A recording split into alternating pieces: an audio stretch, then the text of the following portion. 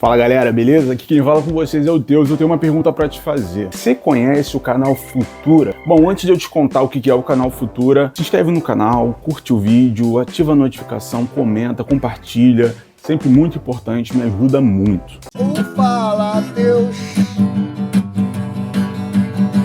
O canal Futura foi fundado em 1997 pela Fundação Roberto Marinho. É um canal que tá ali meio que no guarda-chuva da Globo, uma forma mais fácil de explicar isso. E o intuito dele é ser um canal educativo, é basicamente isso. Não vou nem ficar me alongando muito, porque é mais ou menos isso aí mesmo. E teve vários programas muito legais. Teve o Mundo da Leitura, teve o... qual o nome? A Cara Pintada? É o nome do programa? Livros Animados, era muito bom também. Mas não é sobre isso, não é sobre os programas da TV Futura que eu vim falar aqui hoje. Eu vim falar sobre desenhos animados.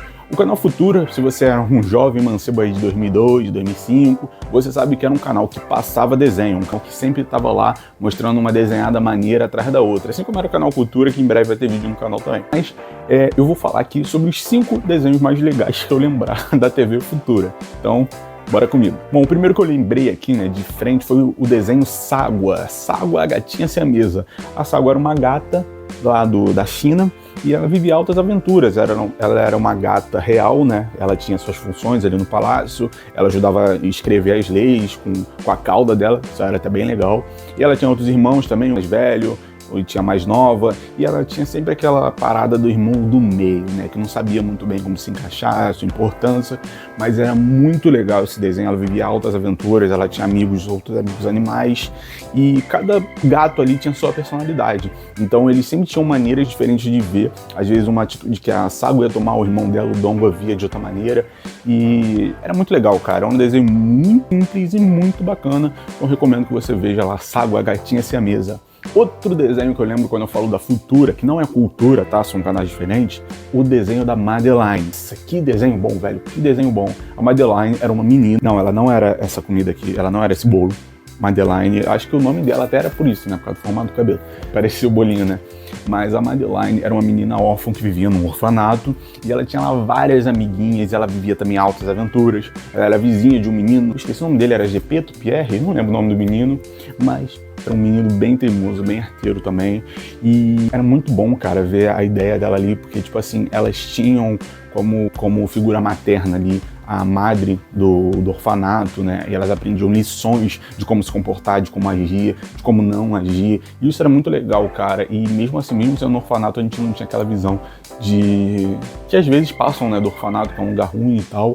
Mostrava um outro lado de como era o orfanato daquelas meninas. Nunca foi um orfanato, né? Mas, enfim, eu acredito que não é nem mal, nem é perfeito. Então, ter naquela época já uma série, um desenho que mostrava que não era essa coisa que pintavam, já é uma coisa mais bacana. E o desenho era muito legal, era educativo e bem legal. Agora viemos aqui falar de qual desenho? Cordurói, sozinho numa prateleira. Era o desenho de um bichinho de pelúcia, de uma menina que era esquizofrênica. Não, brincadeira, meu Deus, tô brincando. Era um bichinho de pelúcia e eu não sei porque eu lembro disso, mas a característica dele, ele não era falar, era ele não ter um botão da roupa, né, do jardineiro assim dele.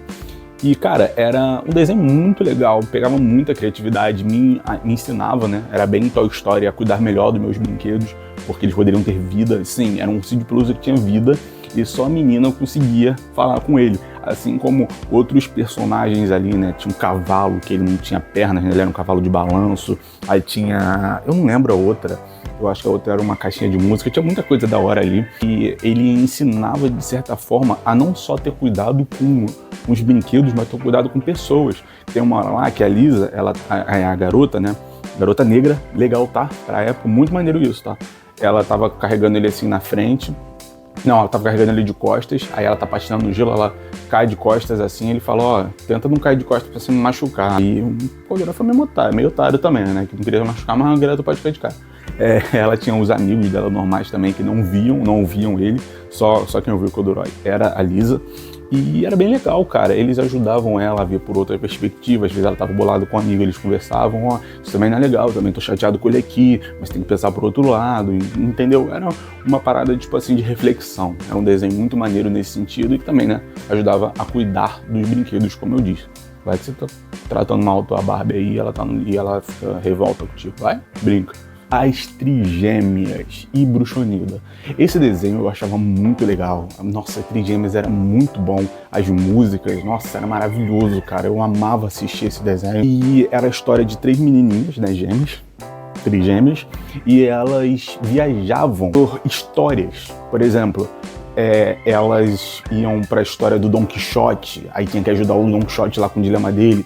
Ela ia pra... Qual o nome? Peraí, tenta lembrar, Matheus. Pera, vou lembrar. Chapeuzinho Vermelho, 3 Porquinhos, e elas sempre tentavam ajudar aquele personagem principal a chegar no final da história certo. E às vezes dava tudo errado no meio do caminho, mas no final acontecia o certo. Isso era muito legal. E como acontecia isso? Vocês me perguntam. Era com a Bruxonilda, cinema, a melhor vilã da história dos animes. Que era uma bruxa, que se chamava Onilda, tinha uma corujinha lá, e elas perturbavam ela. E a bruxa, como forma de castigo, jogava ela nessas histórias. E elas só conseguiriam sair justamente se elas chegassem ao final. Só que a Bruxonilda, ela ao mesmo tempo, ela ficava lá junto com os vilões. Tipo, ela tava sem o Lobo Mal, ó, pra ajudar elas a não completarem. E no final elas sempre conseguiam. E no final a Bruxonilda sabia que elas iam conseguir, né? Acho que isso era só de brincadeira. Até porque a Bruxonilda já teve a própria série, e era uma série muito boa, era muito legal. Que eu pude ver por um tempo, até meu pai ver que era bruxa e ele acha meio estranho deixar eu ver. Mas era legal, recomendo, acho que eu vou até ver hoje de novo.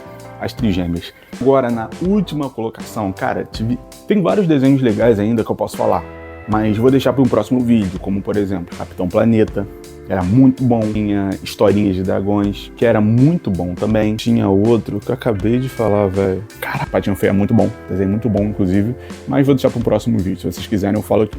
Mas o que acontece? Historinhas de Dragões era a história de 2 irmãos que eles se mudam e acham dentro de um baú uma escama mágica. E quando eles seguram essa escama e recitam o poema dos dragões, eles são levados para o mundo, para a terra dos dragões. Por que choras como treinar o seu dragão? Grimor que sai do canto para de chorar. E era uma parada muito legal. Que, tipo assim, eram só 2 crianças e cada uma se identificou com um tipo de dragão, né? Cada um tinha sua personalidade, tinha o org. Eu não posso falar dos dragões sem recitar o poema, né? Eu desejo de todo o coração voar para longe, para a terra dos dragões. Lembro até hoje, pô, era um desenho muito bom. Aí eles chegavam lá, aí tinha um org que era grandinho, mas era bem bobão. Tinha a Cacau que era pequenininho, era muito grande, mas tem bom coração. A Cacau que é pequenininha e não é boba. Aí tinha os 2 irmãos gêmeos e ficaram sem ninguém por um tempo, né? Porque depois chega o primo e participa do rolê todo e ele fica amigo desses 2 dragões gêmeos. E cada vez que acontecia, né, cada vez que eles iam pra lá, tinha um dilema. Por exemplo, eles iam pra escola com o mestre de dragão lá, que aceitava 2 crianças assim, de boa, tranquilo, calmo, nada acontecia. E, hoje a gente vai aprender a se comportar na escola, que a gente tá aqui na escola dos dragões, eu tenho que aprender a, sei lá, passar na prova de voo, mas como eu vou me concentrar? Aí outro era que um ganhou um presente de aniversário, não queria dividir com ninguém, aí o pessoal ficava brincando sem ele. Então, tipo assim, várias coisas que eles podiam passar, viver no universo deles, e já viviam antecipadamente na Terra dos Dragões, e voltava pra casa já sabendo o que é certo e o que é errado, irmão.